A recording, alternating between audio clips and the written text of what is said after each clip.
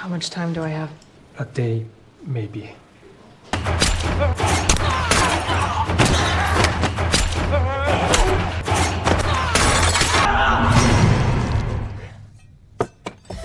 Dia adalah pembunuh bayaran legendaris yang dikenal sangat berdarah dingin. Namun, satu hal saja yang dia inginkan, yaitu menjalani hidup normal seperti kita-kita yang pengangguran ini. Namun, saat dia mengungkapkan niatnya untuk pensiun, atasannya malah menjebak dengan memberikan minuman beracun yang membuat hidupnya hanya bertahan 24 jam saja. Kini dengan waktu itu dia akan membalaskan dendamnya. Seperti apa kisahnya? Jadi begini ceritanya. Kisah kita dimulai di Osaka, Jepang, di mana Kate dan Ferric bersiap untuk sebuah misi yang telah disiapkan selama setahun, yaitu dengan membunuh seorang petinggi Yakuza. Setelah menyamar sebagai turis dan melumpuhkan para penjaga, Kate mengambil posisi sempurna untuk menembak. Targetnya pun tiba, namun ada satu masalah besar. Dia datang bersama putrinya yang masih kecil. Hal ini melanggar satu-satunya aturan pribadi Kate, yaitu tidak boleh ada anak-anak yang melihat pembunuhan. Meski dia ragu dan melaporkan situasi ini, Ferric tetap memerintahkannya untuk menembak. Dengan berat hati, Kate menarik pelatuknya, membunuh pria itu tepat di depan mata putrinya. Kondisi menjadi keos hingga salah seorang petinggi lain bernama Kijima berhasil lolos. Di sisi lain, Kate yang juga orang tuanya dulu dibunuh hanya bisa menatap gadis kecil itu berteriak dengan rasa penyesalan yang tidak bisa dia lupakan. 10 bulan kemudian di Tokyo, Kate merasa lelah dengan kehidupannya. Kejadian di Osaka terus menghantui dirinya. Dia memberitahu Ferric bahwa setelah misi terakhirnya selesai, dia sangat ingin pensiun dan mencoba untuk hidup normal. A real regular life. What does that mean? I mean, what, family, kids? Namun, Ferric meragukan hal itu. Dia tahu bahwa dunia bawah ini adalah satu-satunya rumah bagi Kate.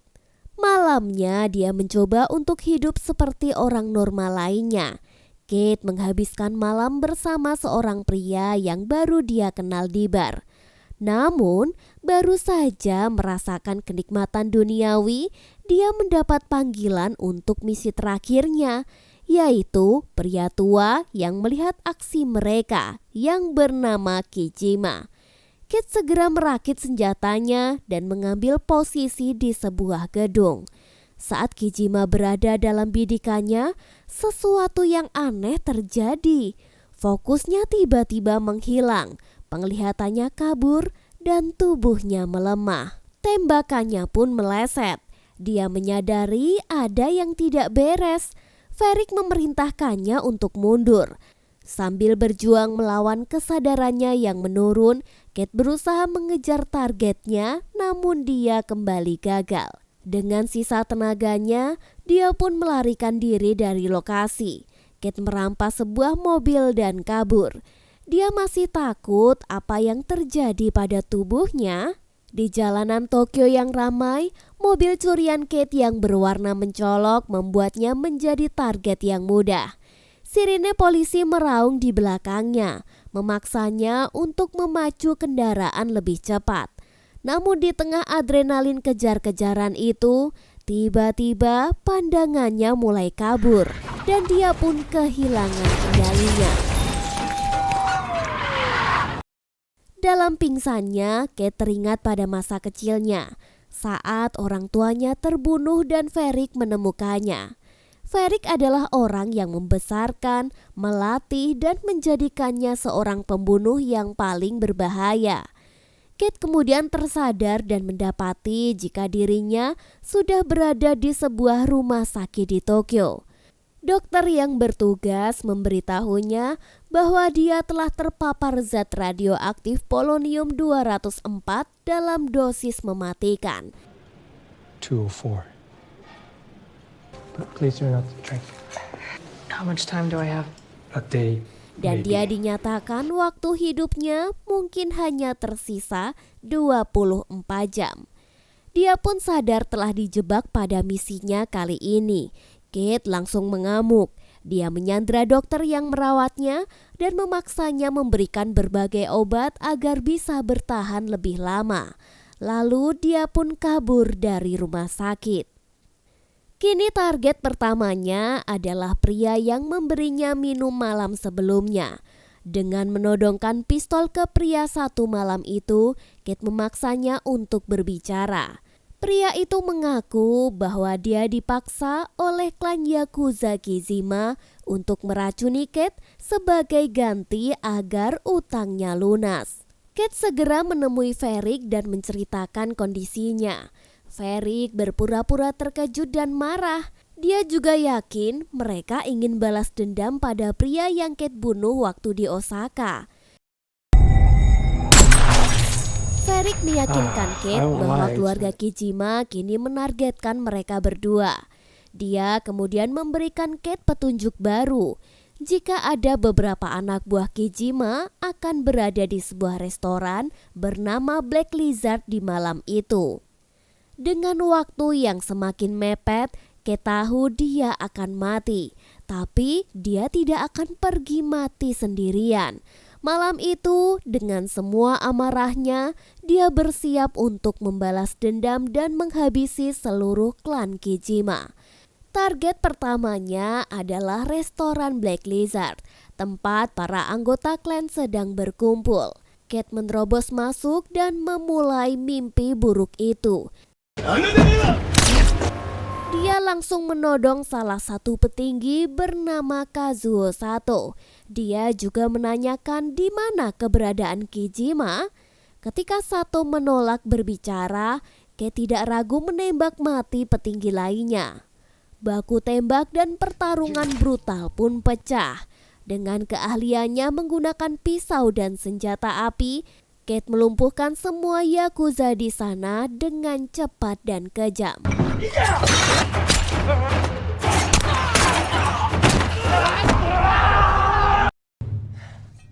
Satu orang yang tersisa dengan lutut gemetar dan ketakutan akhirnya memberikan sebuah petunjuk, yaitu lokasi Ani, keponakan Kijima yang pasti tahu di mana pamannya berada. Kate segera menyuntikkan obat stimulan lagi untuk menstabilkan tubuhnya dan menuju Shibuya. Dia lalu melacak Ani hingga di sebuah konser musik. Di sanalah Kate sadar bahwa Ani adalah gadis remaja yang sama yang dulu melihat ayahnya dibunuh di Osaka. Tanpa ragu, Kate menghajar para pengawal dan menyeret Ani keluar. Kate memaksa Ani untuk menghubungi Kijima.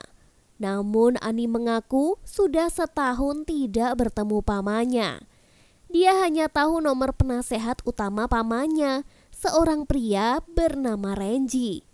Saat Ani menelpon Renji, dia mencoba memaki-maki Kate dalam bahasa Jepang dan mengira Kate tidak akan mengerti. Namun Kate langsung mengambil alih telepon. Dia memerintahkan Renji untuk membawa Kijima ke sebuah pasar dalam waktu 1 jam. Jika tidak, Ani akan mati. Di sisi lain terungkaplah sebuah pengkhianatan. Renji yang merupakan orang kepercayaan Kijima ternyata punya rencananya sendiri. Dia memanfaatkan penculikan Ani sebagai jalan sempurna untuk merebut kekuasaan dari klan.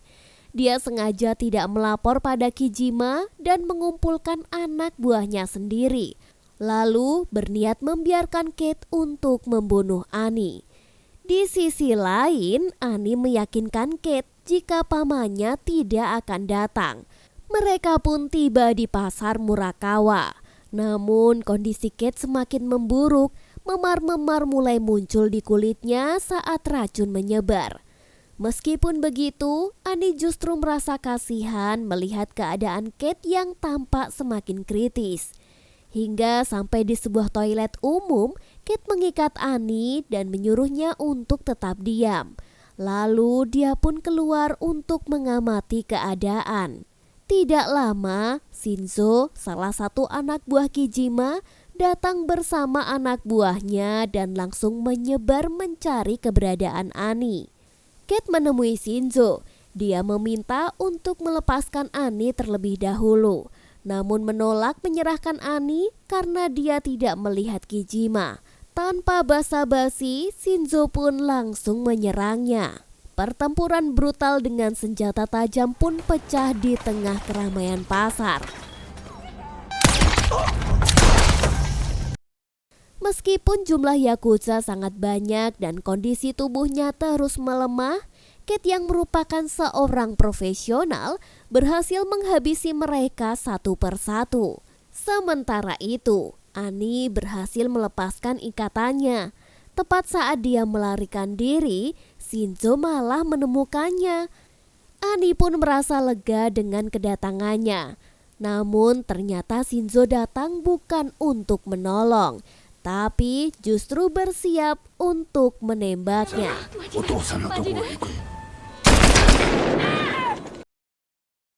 Saat itulah Kate yang marah datang dan menghabisi Shinzo beserta sisa anak buahnya.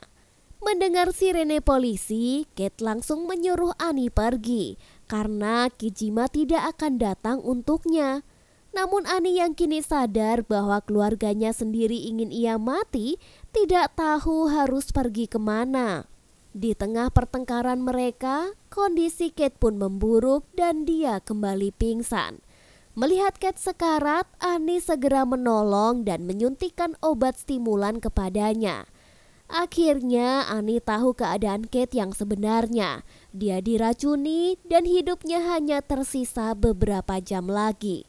Merasa bernasib sama-sama dikhianati, Ani pun memutuskan akan membantu Kate membalaskan dendam.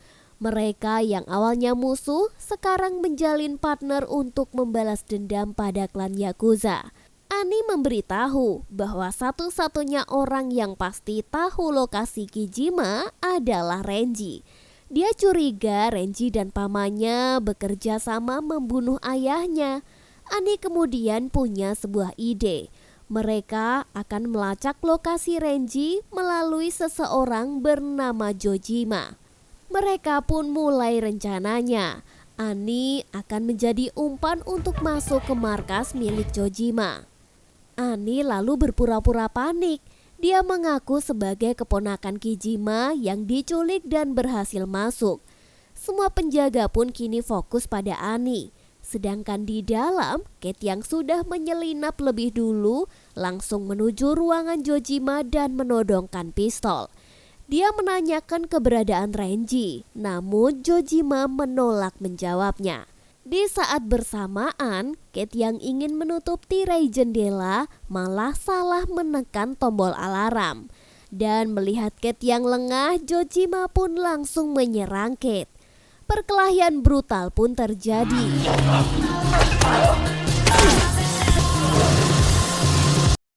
Kondisi Kate yang terus melemah membuatnya kesulitan melawan Jojima yang jago bela diri.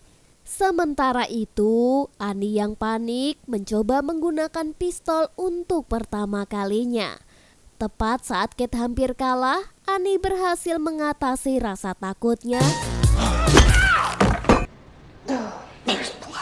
Seketika darah mengenai wajahnya hingga ingatan pahit kematian ayahnya membuat Ani histeris.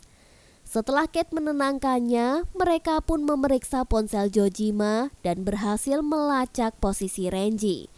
Mereka segera menyergap mobilnya. Kate menodongkan pistol dan meminta menunjukkan di mana lokasi Kijima. I really need to see your boss. Namun, Renji mengaku tidak tahu dan dia hanya diberi pesan bahwa kata-kata terakhir Kijima adalah dia ingin berada di antara keluarga. Ucapan itu justru menjadi petunjuk bagi Ani. dia seketika mengerti di mana pamannya berada. Mengetahui misi balas dendamnya akan selesai, Kate menelpon Varric untuk terakhir kalinya. Dia mengatakan bahwa dia telah menemukan Kijima dan akan menyelesaikan misinya. Dia lalu memberitahu Varric di mana harus mengambil jenazahnya nanti, lalu mengucapkan selamat tinggal. Dalam perjalanan taksi menuju lokasi, dia menceritakan mengapa dia dibenci oleh keluarganya. Karena meskipun ayahnya orang Jepang, namun ibunya adalah orang asing. Orang asing, apalagi pemilik klan, tidak akan menerima orang asing masuk ke dalam klannya. Kini mereka tiba di wilayah Saka, di sebuah rumah leluhur keluarga Kijima yang terpencil. Kate menyuruh Annie pergi dan menunggunya. Dengan tertatih menahan rasa sakit, dia pun kembali menyuntikkan stimulan. Kate lalu berjalan seorang diri. Namun anehnya, tempat itu sepi dan tanpa penjagaan. Seolah-olah Kijima memang sudah menunggunya. Kate akhirnya berhadapan langsung dengan Kijima. Namun, bukannya bertarung, Kijima justru mengajaknya duduk untuk berbicara. Dia mengungkapkan kebenaran yang membuatnya tidak bisa berkata-kata. Kijima tidak pernah berniat balas dendam. Dia tahu Kate hanyalah alat yang digunakan orang lain. Dia kemudian menunjukkan bukti foto-foto yang membuka fakta sebenarnya. Ternyata Renji selama ini bekerja sama dengan orang terdekat Kate sendiri, yaitu adalah Varric. Hati Kate seketika hancur. Orang yang dia anggap sebagai ayah, guru, dan satu-satunya keluarga ternyata telah berkhianat. Varric dengan jelas ingin menyingkirkannya, hanya karena Kate ingin pensiun dan hidup normal. Seluruh hidupnya yang penuh kesetiaan ternyata tidak ada artinya. Sementara itu, di luar Varric menemukan Annie yang sedang menunggu. Dengan liciknya, Varric memberitahu sebuah rahasia yang menghancurkan hati Annie, yaitu si pembunuh ayahnya adalah Kate sendiri. Tepat saat itulah Kate dan Kijima keluar dari rumah. Annie yang dipenuhi amarah dan kesedihan langsung menodongkan pistol ke arah Kate. Kate lalu memohon kepadanya untuk tidak percaya kepada Varric. Namun emosi Annie sudah tidak terbendung. Dia menembak Kate, lalu pergi bersama Varric. Untungnya tembakan itu hanya menyerempet pipi Kate. Kini misinya pun berubah. Dengan dibantu Kijima, dia bertekad untuk membalas semuanya dan menyelamatkan Annie. Di kantor Renji, Annie akhirnya mendengarkan percakapan yang membuka matanya. Varric dan Renji bertengkar, mengungkapkan seluruh rencana busuk mereka. Renji ternyata sengaja menggunakan racun mematikan, yaitu polonium 204 untuk memastikan Kate mati. Varric marah karena dia hanya ingin Kate sakit parah agar terpaksa kembali kepadanya. Saat mereka berdebat, Annie sadar bahwa dia telah jatuh ke dalam perangkat penjahat yang sebenarnya. Kita kembali pada Kate. Di perjalanan, Kate menyuntikkan stimulan terakhirnya. Dia tahu ini akan menjadi 1 jam terakhir dalam hidupnya. Sebagai bentuk penghormatan, Kijima memberikannya sebotol minuman favorit yang berharga. Dia kagum dengan daya juangnya hingga detik-detik terakhir hidupnya. Kojima akan mendukungnya di waktu-waktu terakhir. Semangat dan energi Kate membara. Dia bersiap untuk menghadapi orang yang dia anggap sebagai ayah. Sesampainya di markas, mereka melancarkan serangan dengan serbuan tembakan. Kate masuk dengan membabi buta, sementara Kijima memberikan tembakan perlindungan dari belakang. Melihat penyerbuan itu dari CCTV, Varric dan Renji menjadi panik. Varric lalu memerintahkan semua pasukan untuk turun dan menjadikan Annie sebagai sandera. Di tengah pertarungan itu, Varric menunjukkan sifat aslinya. dia meninggalkan Renji hanya memberinya pistol untuk menghadapi Kijima sendirian. Keduanya pun kini berduel. Renji yang sombong meremehkan Kijima, namun dia salah besar. Pistol bahkan tidak bisa menakuti Kijima. Dengan pengalaman sebagai bos Yakuza sejati, dia berhasil membunuh Renji dalam pertarungan pedang yang sengit. Sementara itu, Kate yang nyawanya sudah setetes bensin motornya mimin akhirnya sampai ke lantai atas. Di sana, Ferik sudah menunggunya dengan Ani sebagai Sandra. Kate mencoba meminta maaf kepada Ani atas kematian ayahnya. Namun, Ferik langsung memotong pembicaraan itu. Dia mengatakan jika Kate hanya berpura-pura memiliki hati nurani. Tiba-tiba suara langkah kaki terdengar. Pasukan Kijima telah menyusul mereka. Ferik sangat marah karena rencananya terganggu dan membuatnya lengah. Kate pun memanfaatkan momen itu. Timah panas melesat di udara. Namun bidikan Kate lebih mematikan. Ferik langsung tewas seketika. Sedangkan Kate kini terluka di perutnya. Kate berjalan tertatih dan waktunya sudah hampir habis. Dalam pelukan Ani, Kate mengucapkan selamat tinggal. Air mata Ani tidak tertahan. Entah kenapa, walaupun dia membenci Kate, tapi dia juga merasakan kesedihan di saat yang sama. Hingga detak jantung Kate pun berhenti. Dia memang tidak sempat untuk hidup normal seperti yang dia impikan. Namun, dia telah berhasil membalaskan dendamnya dan menebus kesalahannya dengan melindungi Ani. Dan film pun tamat.